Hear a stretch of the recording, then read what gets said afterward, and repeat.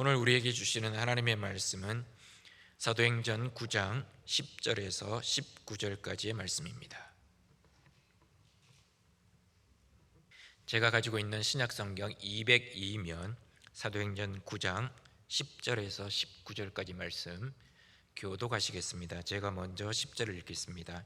그때에 다메섹에 아나니아라 하는 제자가 있더니 주께서 환상 중에 불러 이르시되 아나니아야 하시거늘 대답하되 주여 내가 여기 있나이다 하니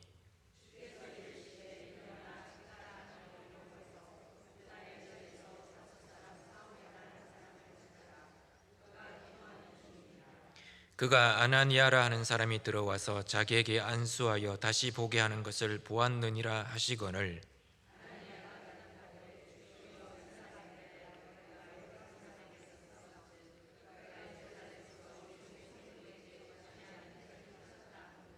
여기서도 주의 이름을 부르는 모든 사람을 결박할 권한을 대제사장들에게서 받았나이다 하거늘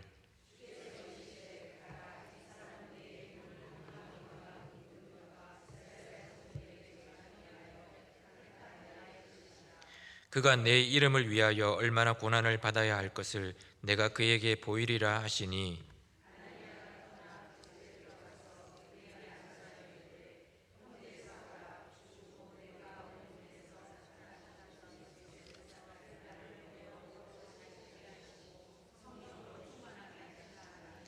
즉시 사울의 눈에서 비늘 같은 것이 벗어져 다시 보게 된지라 일어나 세례를 받고 음식을 먹음에 강건하여 지니라. 아멘. 성도 여러분, 혹시 시각장애인들 마라톤 선수의 경기를 보신 적이 있습니까? 이 시각장애인 마라톤 선수는 홀로 뛰지 않습니다. 옆에 가이드 러너라고 하는 사람과 함께 마라톤 경기를 합니다.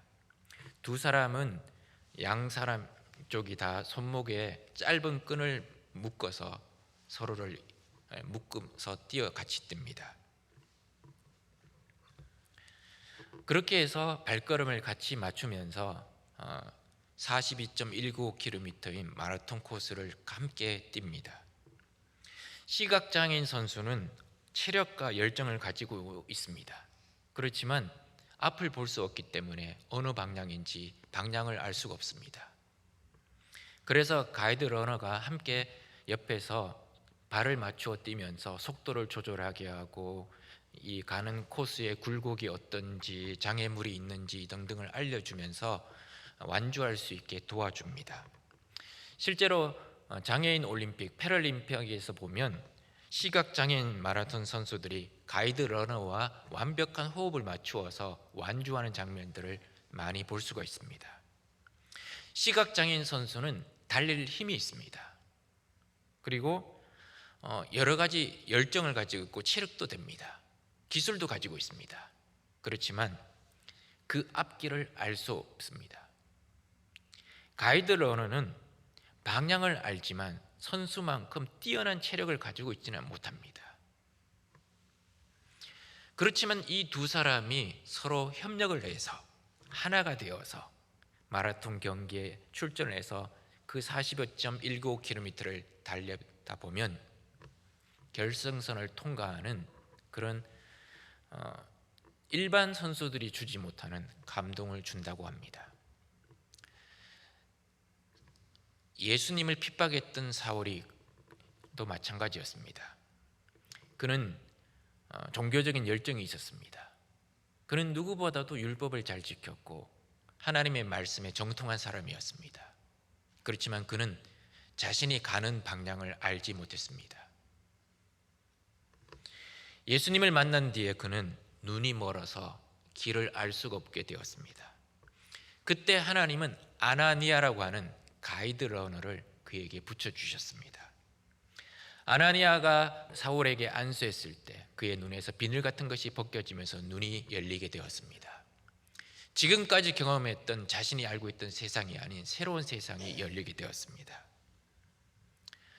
그래서 사울은 바울이라는 이름으로 바뀌어서 이방인의 사도가 되었습니다. 이 장면을 잘 보시면 전능하신 하나님께서 직접 하셔도 되는데 굳이 사람을 통해서 일하고 계시는 것을 우리는 보게 됩니다. 지금도 하나님은 우리의 인생 여정 속에 누군가를 통해서 나의 길을 열어주시기도 하고, 때로는 나를 가이드 러너처럼 사용하셔서 다른 사람의 길을 열어주고 밝히는 일을 하게 하시는 것입니다. 사도 바울은 하나님이 택한 그릇이었습니다. 그렇지만 그는 예수님을 믿지 않았습니다. 예수님을 믿는 사람을 핍박하는 사람이었습니다. 예수님의 정반대편에 서 있던 사람이었습니다. 그런데 하나님은 그를 택하셔서 이방인의 사도로 세우셨습니다. 그 일을 위해서 하나님은 이 사울이라고 하는 사람을 개조하시는 작업을 진행하셨습니다. 다메섹 사건으로 인해서 그는 완전히 변화가 되었습니다. 그는 예루살렘에 떠날 때는 예수 믿는 사람을 잡으려고 하는 그 잘못된 열정과 열심으로 가득했던 사람이었습니다. 분노에 가득 찼었습니다. 적개심이 넘쳤던 사람이었습니다. 그렇지만 다메섹에 들어갈 때는 그는 눈이 먼 상태로 비틀거리면서 낮아져서 다메섹으로 들어가게 되었습니다. 그는 예수를 믿는 사람을 붙잡으려고 길을 나섰습니다. 그런데 그는 예수님께 붙잡힌 사람이 되었습니다. 그는 예수 그리스도의 메시지를 제거할 작정으로 길을 나섰습니다. 여행을 했습니다. 그런데 그가 그 메시지를 전하는 일에 헌신함으로 자신의 인생 여정을 마무리했습니다. 그는 핍박하는 사람이었습니다. 그런데 그는 핍박을 당하는 사람으로 변화가 되었습니다. 이 사울의 사고방식과 세계관이 완전히 무너졌습니다. 그리고 뒤집혀졌습니다. 그리스도께서 죽지 않고 살아계신다는 것을 깨닫게 되었습니다. 예수를 믿는 사람들은 사회의 암적인 존재라고 생각했던 사람이 예수 그리스도만이 우리의 삶의 유일한 희망이고 소망이라는 것을 전하게 되었습니다. 예수가 메시아이심을 전하게 되었던 겁니다. 이렇게 사도 바울을 개조하시는 작업을 사실은 예수님이 시작을 하셨습니다. 다메섹 도상에서 그에게 나타나셨습니다. 나는 네가 박해하는 예수다. 네가 행할 일을 너에게 이를 자가 있다고 말씀하셨습니다. 그리고 사울은 눈이 멀었습니다. 실명하게 되었습니다. 예수님은 때때로 우리의 삶에 우리의 사고방식, 우리의 신념, 우리의 생활 습관, 그런 것들을 뿌리채 흔드실 때가 있습니다. 우리를 바꾸기 위해서, 우리를 변화시키기 위해서.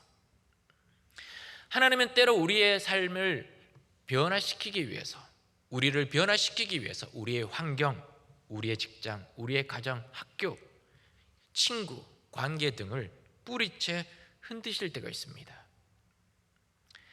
잘 다니고 있던 직장이 갑자기 어려움이 생깁니다. 그래서 실직을 당하게 됩니다. 가족끼리도 화목하게 지내던 가정이 어떤 일로 인해서 금이 가고 시작하고 갈등이 생기고 서로 다툼에 빠지는 경우들도 있습니다. 교회 안에서도 마찬가지입니다. 별것 아닌데도 오해가 생겨서 그 오해가 오해를 낳고 해서 마침내 건너갈 수 없는 심각한 갈등과 그런 것들을 경험할 때가 있게 되는 것입니다.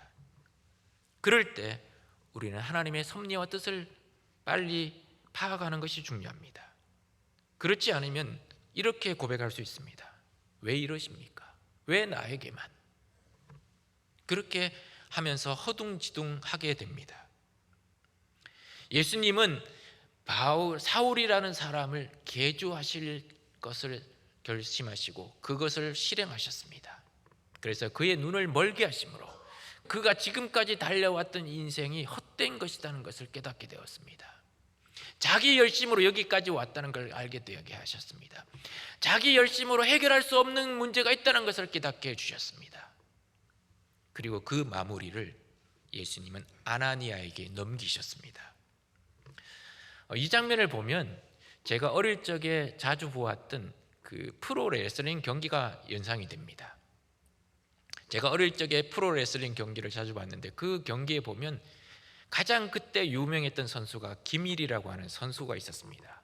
이분은 박치기로 유명한 분이었습니다. 경기를 하면 꼭 2대2 매치를 했습니다. 그러면 김일 선수의 파트너가 되는 선수가 먼저 공격을 해서 상대를 넘어뜨리거나 상대를 힘을 빼앗습니다. 그러면 꼭 마무리는 김일 선수에게 타치를 합니다. 그리고 김일 선수는 나가서 마무리를 그의 장기인 박치기로 마무리를 합니다. 그러면 웬만한 상대편 선수들은 다 쓰러지고 KO를 당해서 그 경기에서 이기게 됩니다. 마치 그것처럼 예수님이 사울의 눈을 멀게 하심으로 그의 계주 작업을 시작하셨는데 마무리를 아나니아에게 맡기시는 겁니다. 아나니아에게 말씀하셨습니다. 바울을 찾아가라고, 사울을 찾아가라고. 그리고 찾아가서 주의 말씀을 전하고 안수에서 눈을 뜨게 하고 세례를 주고 성령 충만을 받게 하라고 말씀하셨던 것입니다. 사랑하는 성도 여러분, 예수님은 사울의 계조 작업을 시작하셔놓고는 왜 마무리를 아나니아에게 맡기셨을까요? 한번 생각해 보십시오. 예수님 입장에서, 하나님 입장에서 시작하신 일을 마무리하시는 것이 편하실까요? 효율적일까요? 쉬우실까요? 아니면 사람에게 그 일을 맡기는 것이 편하고 쉬우실까요? 당연히 예수님이 시작하신 일을 예수님이 마무리하시는 것이 훨씬 수월하고 편하고 효과적일 겁니다. 그런데 왜 마무리를 아나니아에게, 사람에게 맡기셨을까요? 왜 사람을 통해서 일하셨을까요? 그건 두 가지 이유 때문입니다. 첫 번째는 우리로 하여금 그것이 하나님의 역사라는 것을 깨닫게 하시기 위해서 그 일을 하신 겁니다.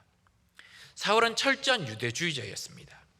스데반이 돌에 맞아 죽는 그 순간 그 마음속으로 이렇게 생각했습니다. 저 사람이 죽는 건 당연하다.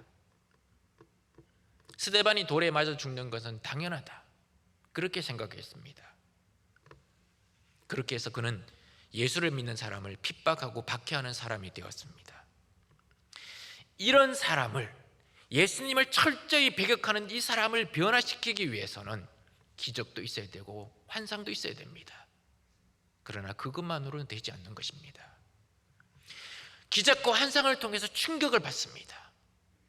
그렇지만 시간이 지나면 그 기적과 환상의 충격이 서서히 약해지고 희미해져서 다시 옛날로 돌아갈 수 있는 겁니다.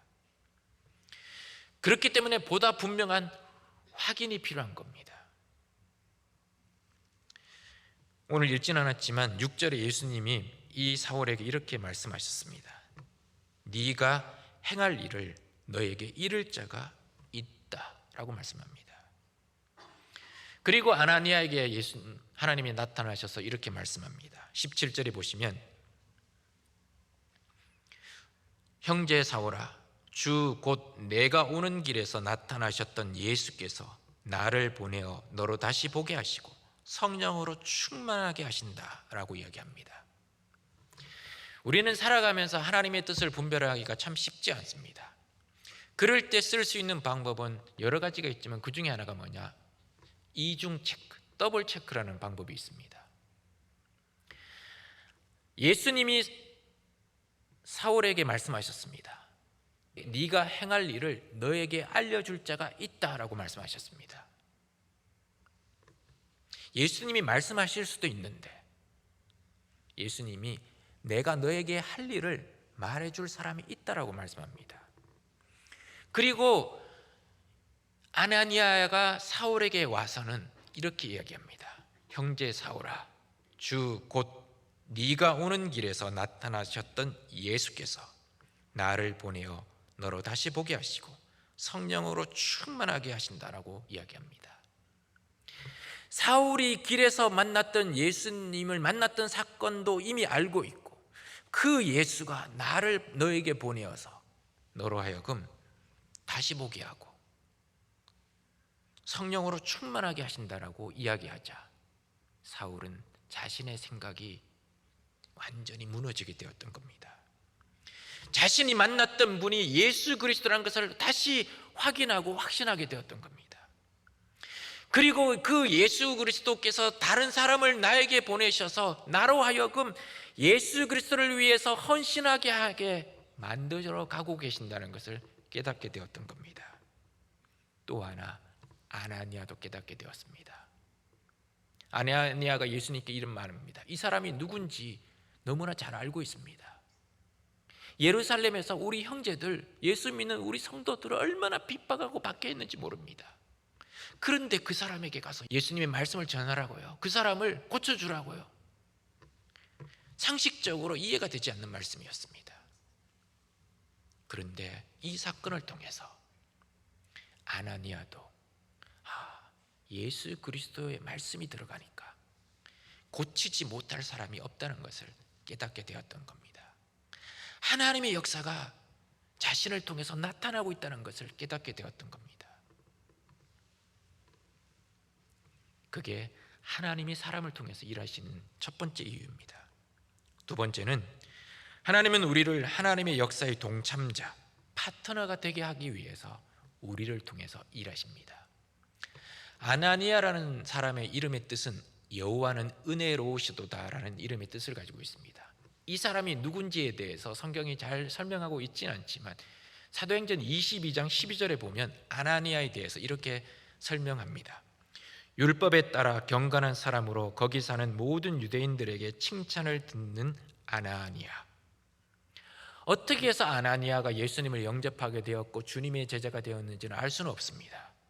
다만 22장 12절을 통해서 우리가 알 수 있는 것은 그가 오랫동안 다메섹에 거주했을 가능성이 많다는 것과 그가 예수 믿는 성도들 중에서도 칭찬을 듣는 사람이라는 것을 알 수 있습니다. 그러니까 그만큼 성도들의 신임을 받는 사람이었다는 겁니다. 그런 아나니아를 하나님은 하나님의 역사의 동참자로 만드셨던 겁니다. 그를 통해서 이방인의 사도가 되는 사울을 변화시키셨습니다. 하나님은 지금도 이런 일을 행하고 계십니다. 이름 없는 한 사람을 통해서 하나님의 역사를 만들어가고 계십니다. 성도 여러분, 혹시 존 스타우피츠, 에드워드 킴벌, 모데카이 햄 들어보신 적이 있으신가요? 거의 들어보신 적이 없으실 겁니다. 그렇다면 마틴 루터, D.L. 무디, 빌리 그레함, 이분들의 이름은 한 번쯤은 들어보셨을 겁니다. 제가 앞에 언급했던 분들이 누구냐면 잘 알려지지 않은 사역자들입니다.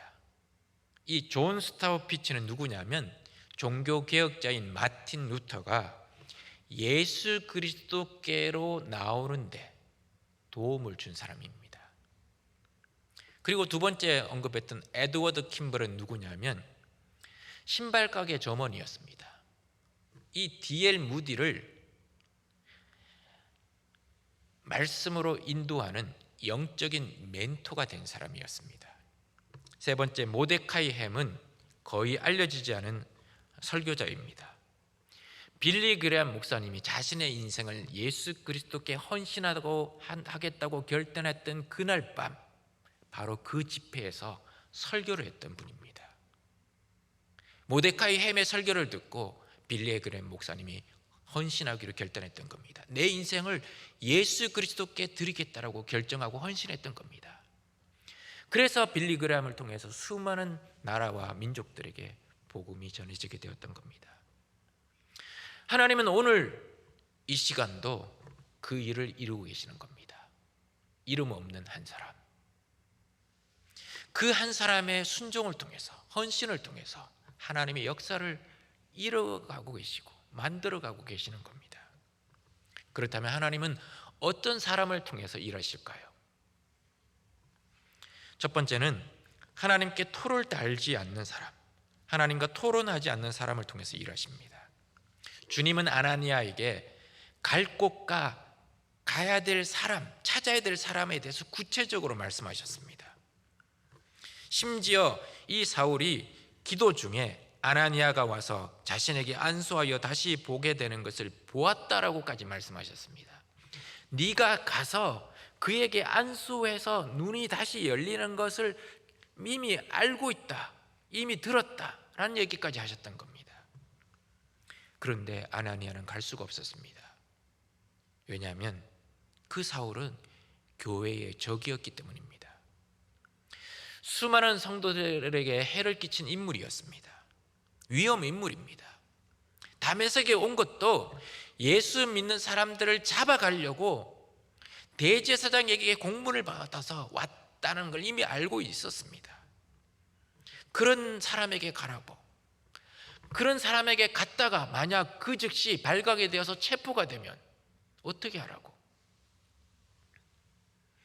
아마 속으로 이렇게 생각했을 겁니다. 주님, 다른 말씀은 제가 다 따르겠는데 그 말씀은 따를 수 없습니다. 그 사람이 어떤 사람인지 아시지 않습니까?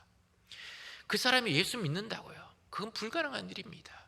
그렇게 흉악한 사람이 예수 믿는다면 우리 교회 성도들이 다 실족해서 떠날 겁니다. 그때 주님은 아나니아에게 말씀하셨습니다. 15절 말씀해 보시면, 가라, 이 사람은 택한 나의 그릇이다 라고 말씀합니다. 이 부분을 미국의 영성학자인 유진 피터슨이 메시지 성경에서 이렇게 번역을 합니다. 토론하지 말아라, 토달지 말아라, 가라, 이 사람은 이방 왕 이스라엘 백성들에게 보내는 나의 대사이다. 토를 달지 말아라고 표현하고 있습니다. 토를 달다라는 것은 자꾸 필요 없는 말을 하는 것을 이야기하는 겁니다. 말대꾸를 하거나 변명을 하거나 핑계거리를 이야기하는 것을 이야기하는 겁니다. 그러자 아나니아는 아무런 대꾸를 하지 않습니다. 더 이상 주님 앞에 뭐가 이 문제고 이게 문제고 라고 이야기하지 않습니다. 그저 주님의 말씀에 순종함으로 사울이 머무는 집에 갑니다. 그리고 그를 향해서 이렇게 고백합니다. 형제 사울아. 그렇게 부르면서 그의 눈을 안수해서 눈에서 비늘이 벗겨지고 눈이 열리고 음식을 함께 먹고 세례를 베풀고, 그래서 드디어 성령 충만함을 받게 됩니다. 하나님이 쓰시는 사람은 토를 달지 않는 사람, 하나님이 쓰시는 사람은 순종하는 사람입니다. 사랑하는 성도 여러분, 순종은 동의가 아닙니다. 누군가의 의견이 내 생각과 맞아서 수용하고 따르는 것은 동의입니다. 우리는 때때로 하나님께 그렇게 대할 때가 있습니다. 하나님의 말씀과 뜻이 내 생각과 맞으면 전적으로 동의해서 따라갑니다. 그런데 그런 것들은 누구나 할 수 있습니다. 그런데 하나님의 말씀이 내 뜻과 내 생각과 다르다고 할 때 우리는 그 말씀 앞에 자꾸 대꾸합니다. 핑계거리를 찾습니다. 변명을 합니다. 하나님은 우리에게 동의를 구하지 않으십니다. 하나님은 우리에게 순종을 요구하시는 겁니다. 하나님의 말씀 앞에 토를 달지 않고 그저 묵묵히 따라가는 그것을 원하고 계시는 겁니다. 그리고 그런 사람을 통해서 하나님은 오늘도 하나님의 역사를 이루어 가고 계십니다. 두 번째, 하나님은 하나님의 생각과 내 생각이 다를 때 내 생각을 고치는 사람을 사용하십니다.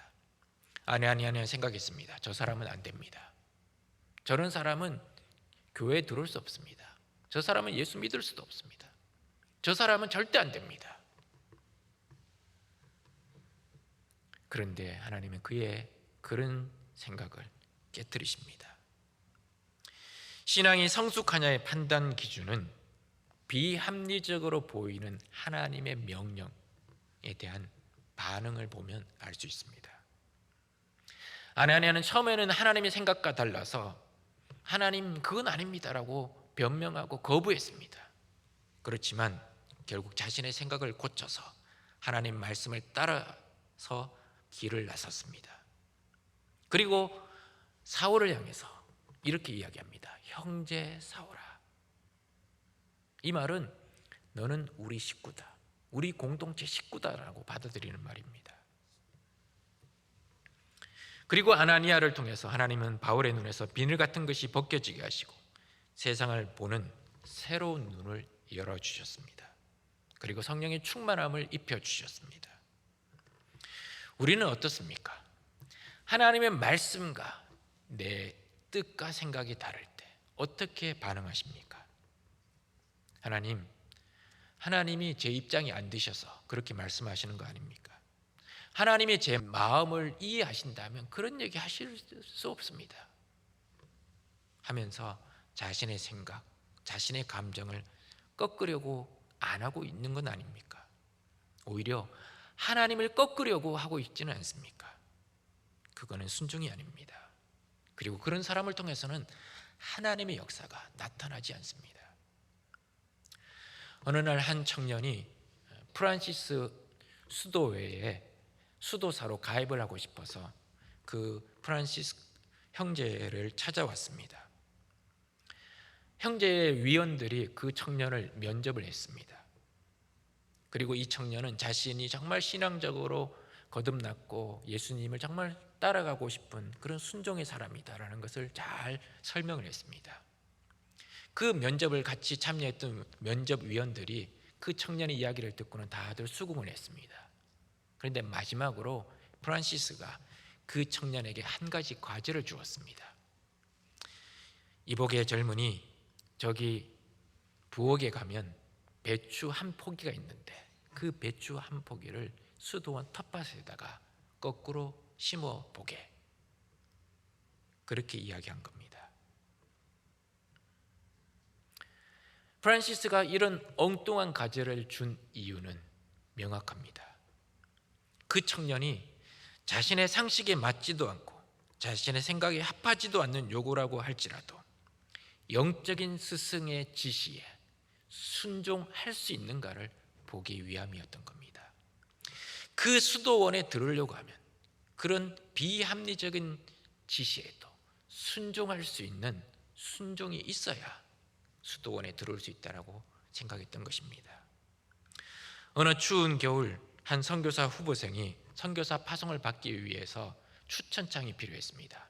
근데 이 추천장은 선교사 파송 검증위원회에서 충분히 면접을 해서 추천서를 써주게 되었던 겁니다. 아침 일찍 새벽 6시에 그 검증위원회 면접장으로 오라는 연락을 받았습니다. 그래서 새벽같이 일어나서 6시 해가 뜨기 전에 그 면접장에 도착을 했습니다. 그런데 아무리 기다려도 면접관들이 나오지 않는 겁니다.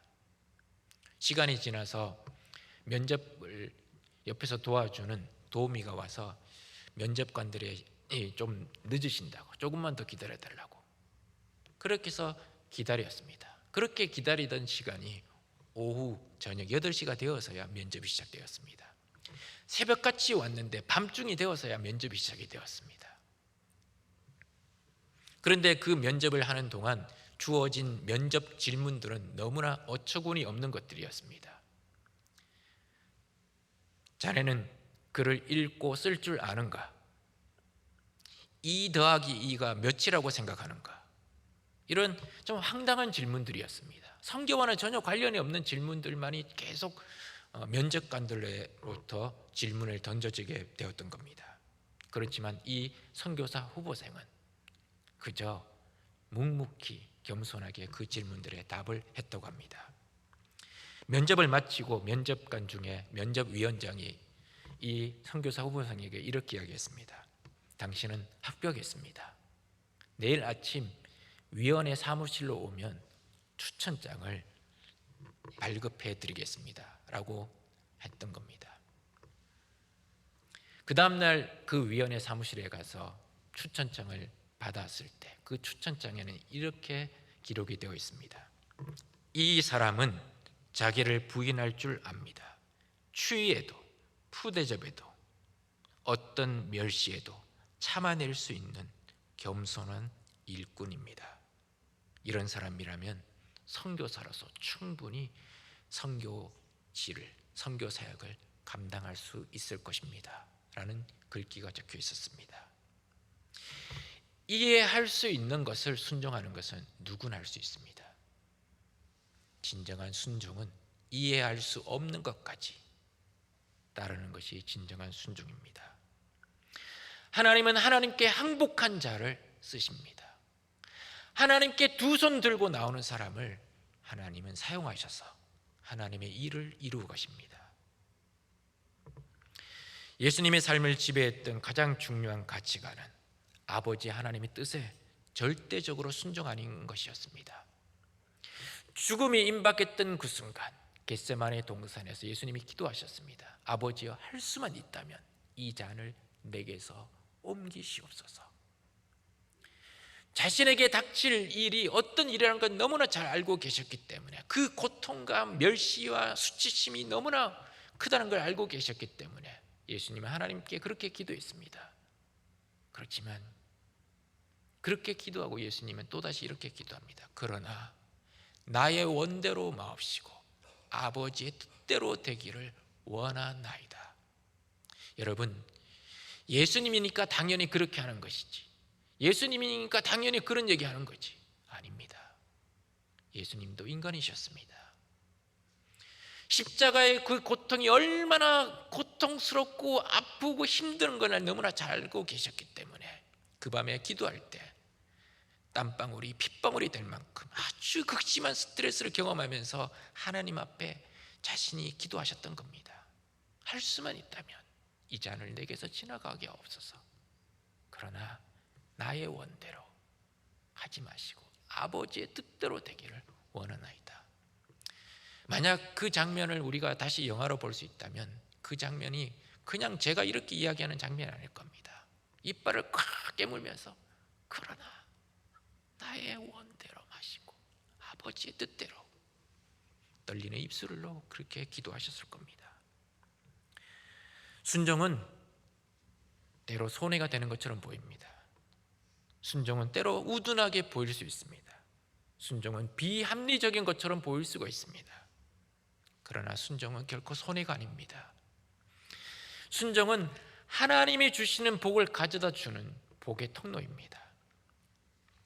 청명한 하늘에 거대한 방주를 지으라고 말씀하셨고 그 명령 앞에 순종했던 노아, 100세에 얻은 아들을 제물로 바치라고 요구했던 하나님 앞에서 그 아들을 제물로 바쳤던 아브라함, 그리고 그런 아버지의 비상식적인 지시 앞에도 그저 묵묵히 순종했던 이삭, 하나님은 그런 사람들을 통해서 하나님의 역사를 이루셨습니다.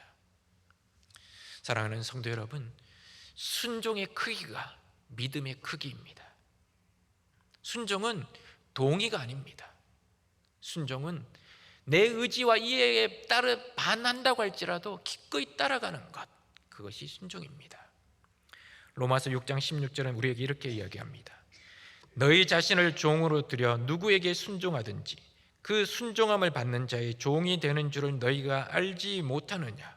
혹은 죄의 종으로 사망에 이르고 혹은 순종의 종으로 의에 이르느니라.